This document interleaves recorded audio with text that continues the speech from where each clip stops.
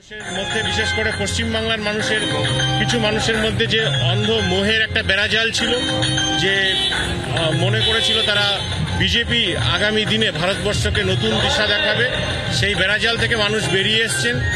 মানুষ ভগবান পুরুষোত্তম শ্রীরামচন্দ্রকে অপব্যবহার সম্বন্ধে সজাগ হয়েছেন, মানুষ সিএ নিয়ে নাগরিকত্ব কেড়ে নেওয়ার বিরুদ্ধে সজাগ হয়েছেন। সেই জায়গায় দাঁড়িয়ে মমতা ব্যানার্জির উন্নয়নে সবাই সামিল হয়েছে। Thank you. রানাঘাট দক্ষিণ বিধানসভা কেন্দ্রের উপনির্বাচনে মুকুটমণি অধিকারী তিনি জিতেছেন, বিজেপির সাংসদ ছিলেন। তারপর নির্বাচন হওয়ার আগে তিনি বিজেপি ছেড়ে তৃণমূল কংগ্রেসে যোগদান করেন। সঙ্গে কোনো নির্বাচনকে দেখিয়ে খাটো করে লাভ নেই। 21শে জুলাই কিন্তু আবেগ। 21শে জুলাই আমরা যতদিন বেঁচে থাকবো, সুস্থ থাকবো, 21শে জুলাই আমাদের কাছে আবেগ।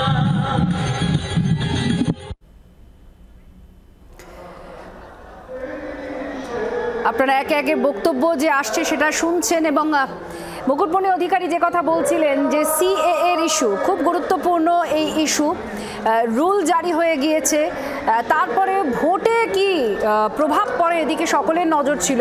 এবং দেখা গিয়েছে যে যখন এই বিধানসভা নির্বাচন হলো, মূলত বিধানসভা নির্বাচনে যে দুটি বিধানসভা কেন্দ্রে এই মতুয়া ভোট একটা বড় ফ্যাক্টর, যেখানে বিজেপি জয়ী ছিল। যেমন মুকুটমণি অধিকারী আগে বিধায়ক ছিলেন, তিনি রানাঘাট দক্ষিণে তিনি পরে জয়লাভ করেন, এবং এটা একটা মতুয়া ভোট এখানে অধিকাংশই। তার সঙ্গে সঙ্গে বনগা, যেখানে মমতা বালা ঠাকুরের মেয়ে মধুপর্ণা ঠাকুর জয়লাভ করেছেন, এটাও মতুয়া ভোট এখানে সব থেকে বেশি নির্ণায়ক ভূমিকায় আছে, এবং সেই দুটো আসনই তৃণমূল কংগ্রেস জয়লাভ করতে পারে।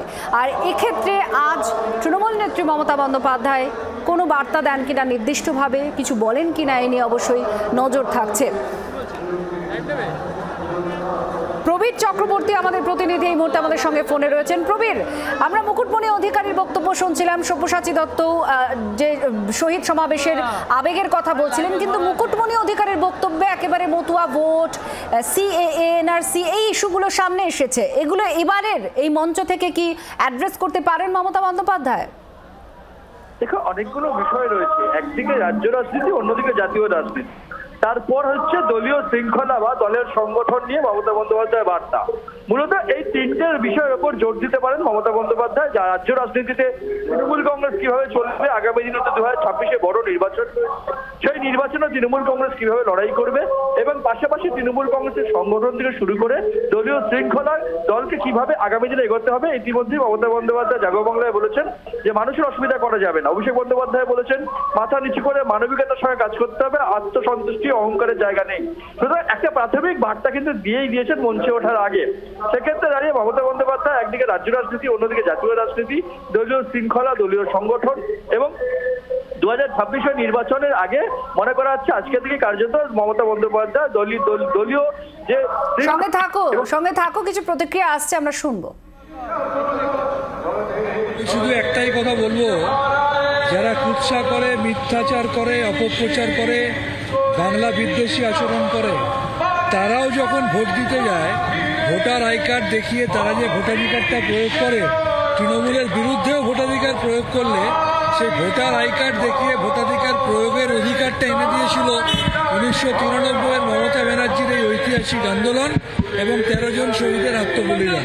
সুতরাং তাদেরও উচিত আজকে শহীদ তর্পণে অংশগ্রহণ করা। ডক্টর শান্তনু সেনের প্রতিক্রিয়া আপনারা শুনছিলেন। প্রবীর যা বলছিলেন,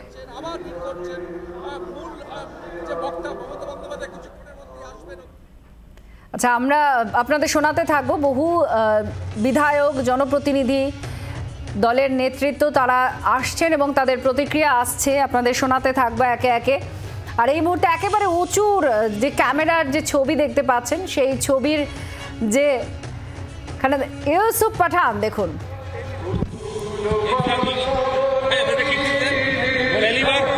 नहीं, हम बहुत बार आए हैं यहाँ पे।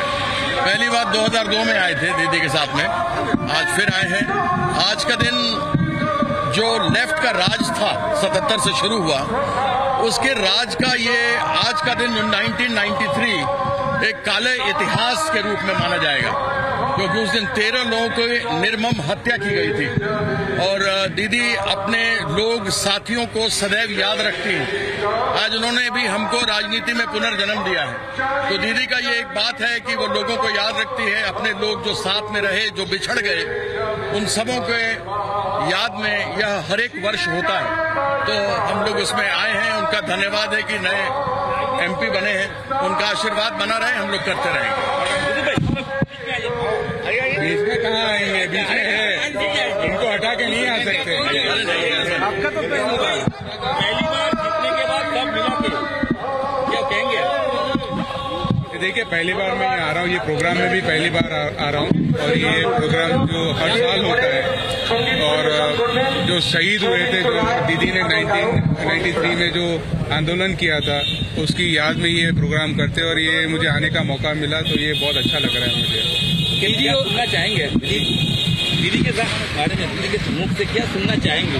क्या दीदी जो बोले वो सुनना पसंद है। वो लोगों के लिए बात करती है, वो अच्छा बात करती है। 1 मिनट, हाँ बोलो।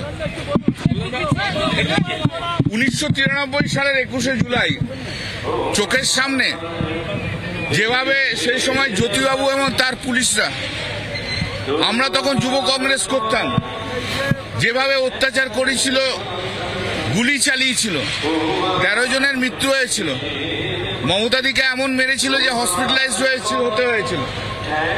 সেই বিষাদের দিন আমরা ভুলতে পারি না। আমরা আমাদের সেই যারা আমাদের সহকর্মী ছিল, যারা শহীদ হয়েছিল, তাদের স্মরণে আজকে আবার 21শে জুলাই। এই 21শে জুলাই পশ্চিম বাংলার বুকে বামফ্রন্টের সেই সময়কার তথাকথিত বামফ্রন্টের যে বিরুদ্ধে সবচেয়ে বৃহৎ আন্দোলন হয়েছিল। এবং আজও ভারতবর্ষে মার্টার্স ডে হিসেবে 21শে জুলাই সবচেয়ে বেশি পালিত হয়, সবচেয়ে মানুষ আসে।